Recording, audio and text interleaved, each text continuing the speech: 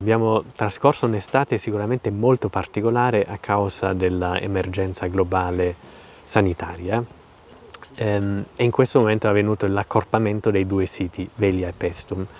E nonostante questa condizione molto difficile abbiamo fatto un'esperienza bella, credo, nel rispetto delle norme di sicurezza, di anticontagio, anche grazie a Velia Teatro. Abbiamo a Velia addirittura aumentato le presenze, la fruizione sia di giorno sia di sera e il nostro sogno adesso è di riportare dentro, forse persino dentro il teatro antico di Velia, gli spettacoli, o almeno qualcuno in più rispetto a quest'anno, e di rinforzare ancora di più il legame con Paestum, dove abbiamo visto l'apologia di Socrate quest'anno in inglese, anche questo un grande successo con molte presenze, e dunque quello che emerge è che il teatro a Velia e a Paestum c'è una grande potenzialità di avvicinare le persone all'archeologia, ai beni culturali.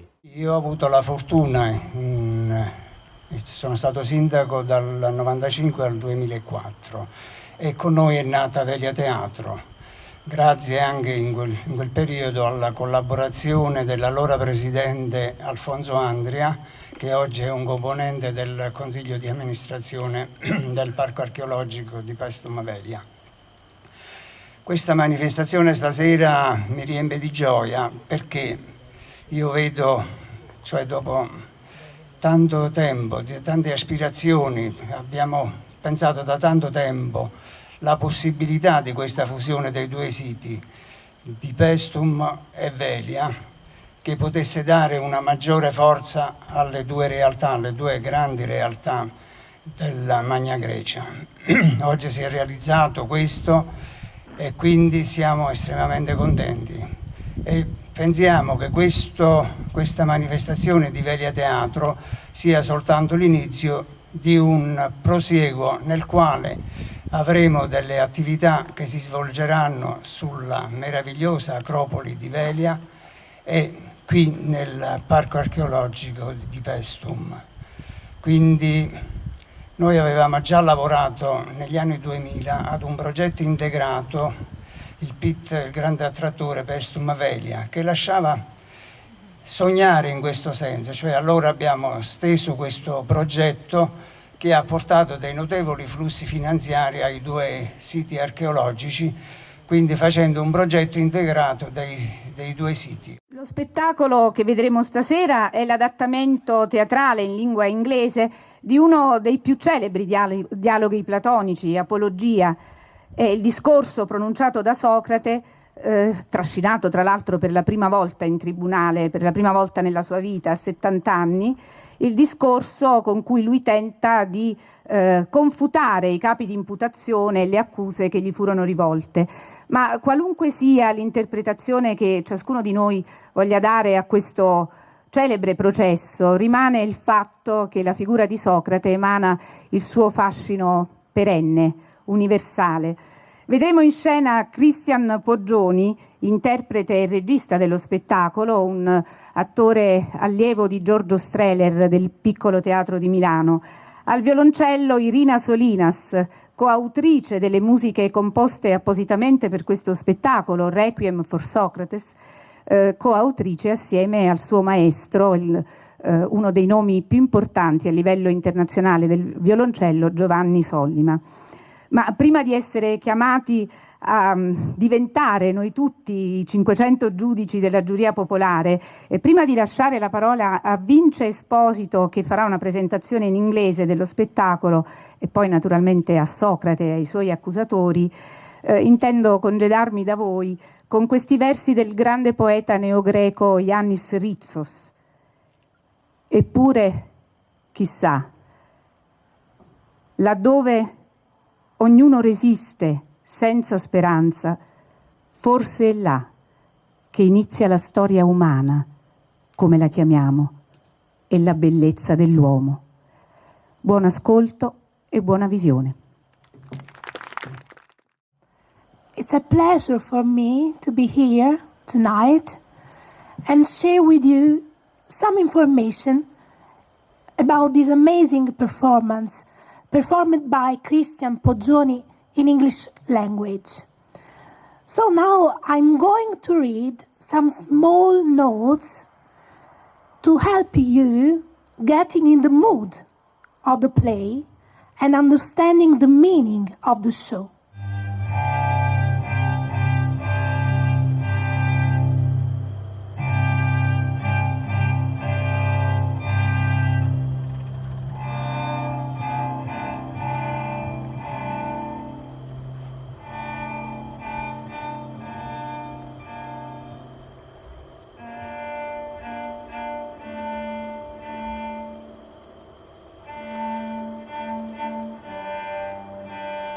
So, first of all, Athenians, I shall defend myself against the first false charges and the first false accusers. I fear those past accusers much more than Anytus and Melitus. Those past accusers who persuaded you that there is a certain Socrates who is a wise man and studies heavenly phenomena, investigates things under the earth, and turns the weaker argument into the stronger one. And they told you this when you were still children, at an age when you were most trusting. But the weirdest part is that it's impossible to bring any of them to testify here in the court. I must defend myself by fighting shadows. Well then, I shall defend myself and try to eradicate such ancient slanders from your minds in so short a time. Let this proceed as the God may wish. I must obey the law and make my defense.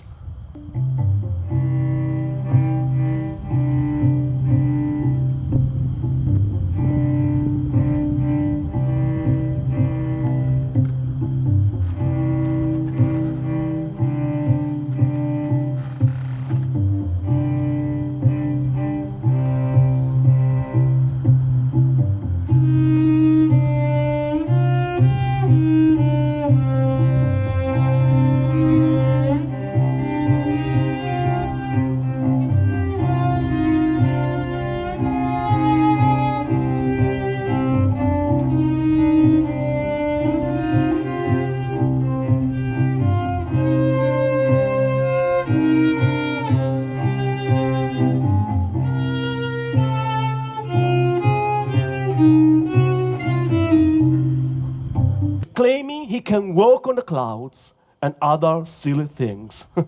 I don't speak in contempt of such knowledge, but I have nothing to do with such matters. I call upon you as my witnesses, you who have heard me speaking in the squares, and you are many. Has any one of you ever heard me conversing, either much or little, about such silly things? Who? Someone has also said that I try to educate people and get paid for it. That's not true either. It's noble to be able to educate human beings. People like Gorgias of Leontini, Prodicus of Zeus, Hippias of Elis all do it. I once met a certain Callias, the father of 2 sons, who paid some sophists more money than all the other fathers put together. So I asked him, Callias, if your sons were 2 colts, 2 young horses. We should pay a horse trainer who could take care of them and develop their equine virtues. Now, since your sons are human beings and not young horses, as I do hope, I say only 5 manas. Lucky him if he truly has such an art and teaches for so little money. I would be proud if I had this knowledge too, but I don't have it, gentlemen. Now, some of you might ask me, but Socrates, what's your occupation then? Where do all these slanders come from? For sure, they wouldn't have a reason unless you were doing something different from other people. This is a proper objection. Well, let me say, I've gained this bad reputation just because of a certain wisdom. Which kind of wisdom? A human wisdom, I suppose. And to prove what kind of wisdom, I'll show you a special witness. You all remember my friend Chaerephon, don't you? One day in Delphi, Chaerephon questioned the oracle. To reveal the oracle's reply, I had to go to all those people who were supposed to know something. Well, by Zeus, here's what I found out, Athenians. The more renowned the man, the less he seemed to know. The less esteemed the man, the more he seemed to know. Actually, after the politicians, I went to the poets, the ones who compose tragedies, convinced I'd find myself more ignorant than them. I took their best works and asked what they meant. I'm ashamed to tell you the truth, Athenians. On the poets' works, almost all the listeners could explain the poets' works better than the poets themselves. So I thought, poets don't write from wisdom, but from a natural gift, inspired by a god, like the soothsayer, who say good things, but don't really know what they're talking about. And furthermore, just because of their poetry, poets were convinced they was the wisest of human beings in everything else too. So I left them as well, convinced I was superior to the poets for the same reason I was superior to the politicians. I finally went to the artisans, conscious of knowing nothing about their crafts, and convinced I'd find the knowledge of many good things there. And I was right. They had the knowledge I had not. But, gentlemen, our dear artisans suffered from the same fault as the poets, angry with me and say, Socrates is disgusting, Socrates corrupts the young. But if anyone asks, what does he do? What does he teach? They have nothing to say, and so they repeat what's usually said against the philosophers, which is, Socrates investigates things under the earth. Socrates doesn't believe in the existence of the gods. Socrates turns the weaker speech into the stronger one. And since there were many of these accusers, were fierce and dangerous, they have filled up your ears with strong slanders against me for a long time. And this is why Meletus today is attacking me, and Anytus and Lycon. Meletus is irritated on behalf of the poets, Anytus on behalf of the artisans and the politicians, Lycon on behalf of the orators. I'm speaking the truth, men of Athens, hiding nothing. And this is why I'm hated too. But this hate is nothing but more proof that I'm speaking the truth. Well, as regards my first accusers, this is enough. I will try to defend myself against Meletus now, the good and patriotic man as he defines himself, and against more recent accusers. Meletus, come here, Meletus. Take your place at the accuser's stand. This way, Meletus. È stato uno spettacolo davvero interessante, emozionante. Il pubblico ha apprezzato una recitazione di grande livello, un violoncello di altrettanto livello scenico e musicale, e quindi è stato un onore per noi tutti come amici di Paestum e quindi come parco archeologico vivere questo gemellaggio, che non è più un gemellaggio perché parliamo di una unica casa, il parco archeologico di Paestum e Velia, e questa sera si è concretizzato attraverso il teatro, il Velia Teatro, questo sogno che tutti noi avevamo e che fino a qualche tempo fa sembrava un sogno, adesso è una realtà, di unire i due parchi e diventare un'unica grande famiglia archeologica. È stato davvero emozionante assistere a uno spettacolo e poter notare che nel pubblico erano presenti e sono ancora qui persone che, pur non essendo anglofone, hanno potuto vivere un'emozione molto forte attraverso le doti della recitazione di un attore quale Cristian Poggioni e ascoltare una musica di un violoncello e poter vivere veramente questa emozione ha avuto un grande valore per noi, per il significato dell'unione di Paestum e Velia. Do you remember your accusation? Let me refresh your memory. Your sworn statement goes something like this. Socrates is a criminal. Can you repeat it, Melitus? Socrates is a criminal Because he corrupts the young because he corrupts the young and doesn't believe in those gods and doesn't believe in those gods in whom the city believes, in whom the city believes, but rather but rather in new and different deities. in new and different deities. Socrates is a criminal because he corrupts the young and doesn't believe in those gods in whom the city believes, but rather in new and different deities. Yes. Good start, Melitus. Here is the charge. Let's examine it point by point. Melitus claims that I'm guilty of corrupting the young, and I claim the guilty one is Melitus. He's guilty of making jokes about serious matters. He's guilty of easily dragging people to trial, pretending to be seriously concerned about subjects he has never considered before. And right now, I'm going to prove this is exactly how it is.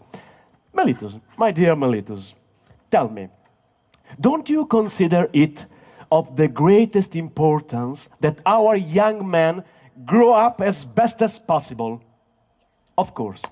Now, tell us then, who is capable of educating young men? You obviously know, since you consider it of the greatest importance. Indeed, you have brought me to trial because you have found out that I corrupt them. So, who is capable of educating the young? Let us know who it is. You don't know what to say, do you? Melitus, aren't you ashamed? But this is proof of what I said. You have never cared about the young, have you?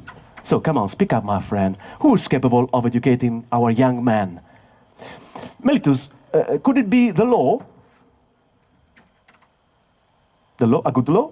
Yeah. But that's not what I asked. I'm asking, who is the man capable of educating our young men, and who also, of course, knows our laws well?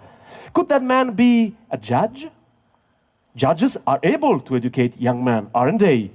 They're judges? Yes. But all of the judges or only some of them?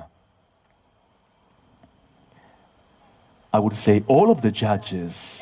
And then, what about the rest of the audience over there? Are they also able to educate the young or not? Look, they've come here to listen to this trial.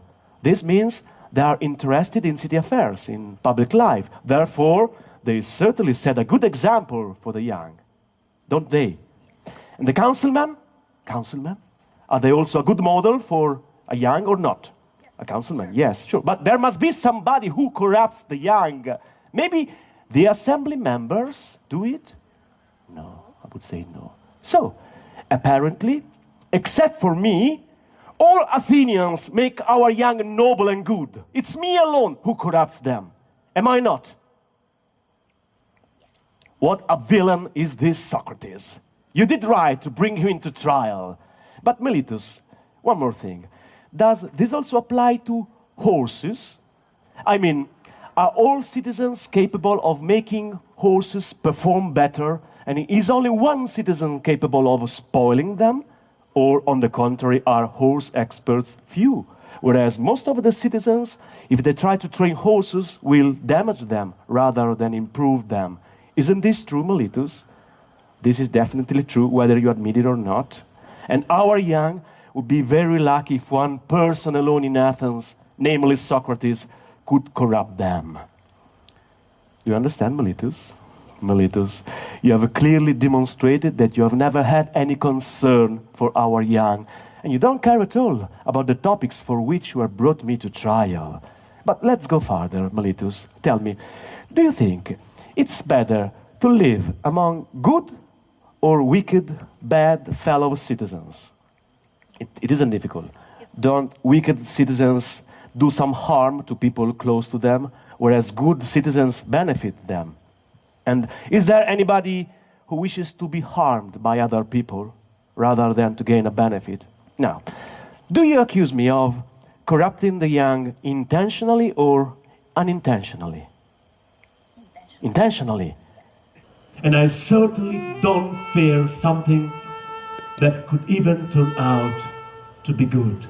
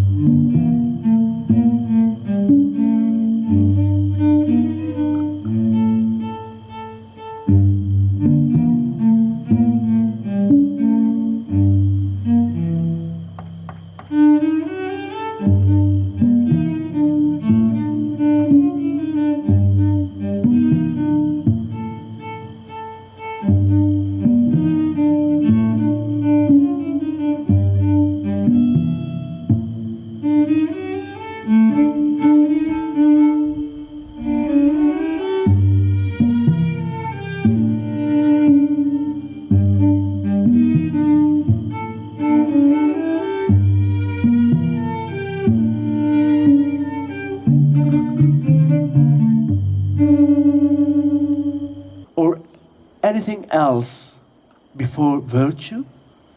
Punish them, tormenting them as I've tormented you. And if my children think they are somebody when they are nobody, shame them as I've shamed you.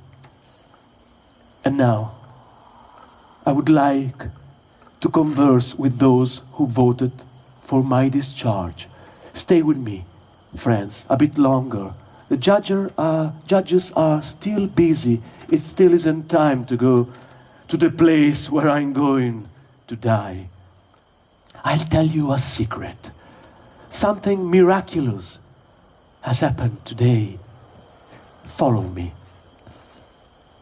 The voice I usually hear inside me, the demon voice, until yesterday was always ready to stop me, even in the smallest things, if I were about to do something wrong.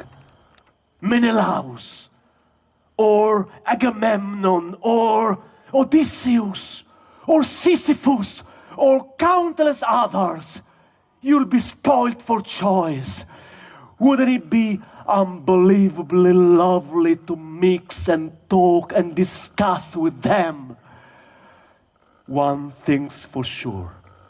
The people there will not put me to death if I examine them. For if it's true what they say, the people there, besides being happier than the people here, are immortal for eternity. But now, it's time for us to go. I to die, and you to live. But which of us will meet a better fate is unclear to everybody except the God.